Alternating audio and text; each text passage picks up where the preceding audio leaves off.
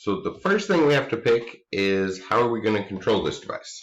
So this is just a simple thing. It doesn't need a whole lot of processing power in and of itself. It just needs to register the controls. So I think an SBC would probably be overkill here. So a microcontroller will work. So that's why I have this page pulled up. So which microcontroller to use? So here are the pinout diagrams for some of the microcontrollers that I have sitting on my desk here to work with. Teensy's are good ones. And what do we need? So we need some analog inputs and some digital inputs. So that's pretty standard. Any single one of these any of these microcontrollers is going to have a number of analog inputs and a number of digital inputs, along with a lot of extra features. So I think any of these would work here. We don't need to worry about the PWM or how much I2C ports we have. So just picking which one would work. So my first thought, as it often is a Texas Instruments chip. So have a pinout for a Launchpad here. I think my Launchpad probably has a 2553 in it right now. And these dev boards I like because really it's used to program the chip, and then we can pull this chip out and put it in the circuit. Which is one problem with I'm seeing here is for now I think I'm just going to plug this up with a USB cable, and if I pull that chip, if I use just the chip in a circuit, then I'd have to rewire up the UART communication lines to go to a USB port. So maybe just a good old Nano. Knock off Arduino Nano. I have a whole bunch of these. Last time I ordered them, there was like 20 from a factory in China, and they were cheaper than I paid for a big lighter at a gas station. So I don't mind burning up one of these, and I can just go ahead and use it in the final version and everything. So I'll just go with the Arduino Nano, and if at some point later decide to switch to Bluetooth or some wireless communication, then I think a Texas Instruments would be a better choice. But this, if I go with the Nano, I won't have to, it'll have all the functions needed for a simple device, and don't have to worry about wiring up the UART pins to a USB cable. I can just use the USB cable built into the Nano dev board. So I'll go with that. And I want to talk briefly about these pictures, just going all the way through, because on all of these are what's called pinout diagrams. So these are a lot easier to get the information for. So I'll look at one of these Texas Instruments ones, because I have that pulled up on this other tab. It's put in a nice color-coded format with a picture of the dev board, so you can see, like say, where all the analog pins are. You can see the dark blue marks, digital read-write, and the analog writes, the green and purple. Our I2C, it's going to be right over here or right over here, and we can see very quickly what it is. That's called a pinout diagram, and usually you can just search Google for pinout diagram for whatever microcontroller you want to work with, but we don't always have pinout diagrams, especially on the Texas Instruments stuff, the higher quality stuff. So make sure that you know how to read the data sheet as well. So let's look at the data sheet for this particular one. So over here on some page on the Texas Instruments site, you can see we have a whole lot of chips that are built to go in the MSP430 Launchpad, and we can program them that way. So that one we were just looking at, the 2553, is right here.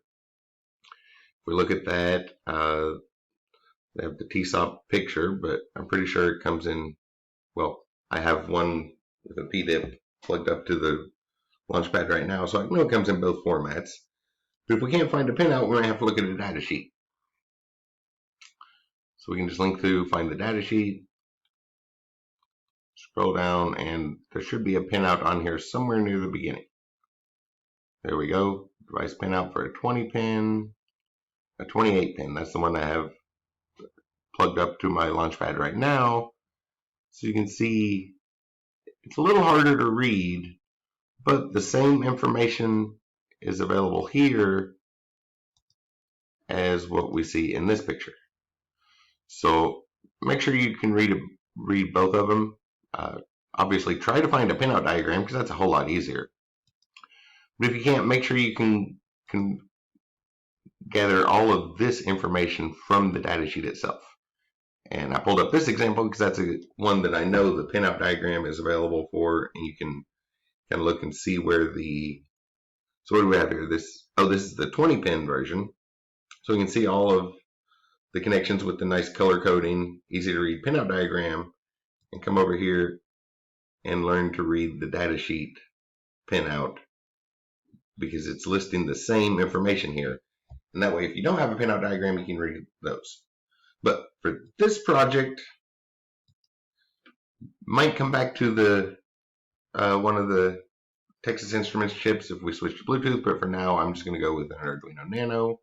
So we have plenty of analog and digital pins to work with.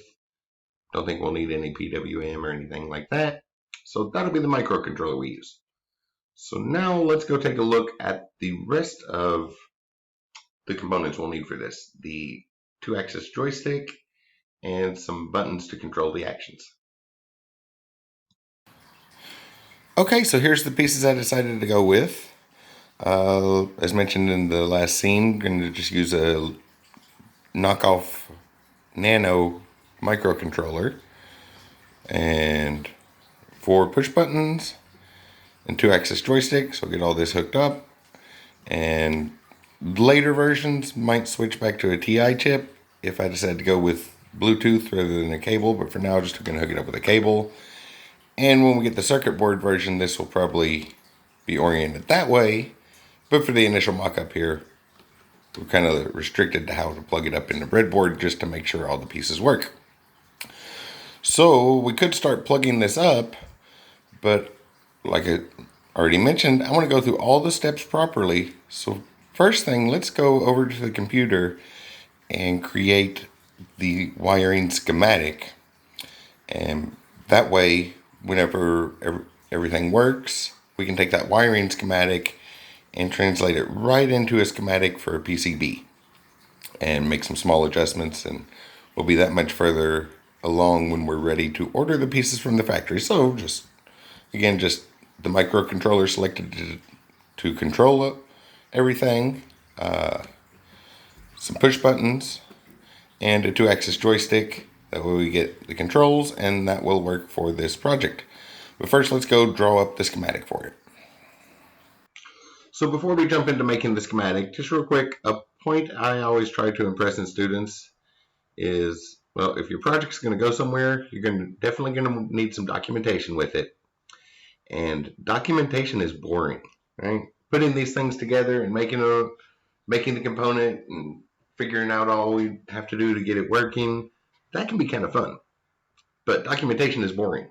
You don't want to finish the fun stuff and then realize you only have boring stuff left to do.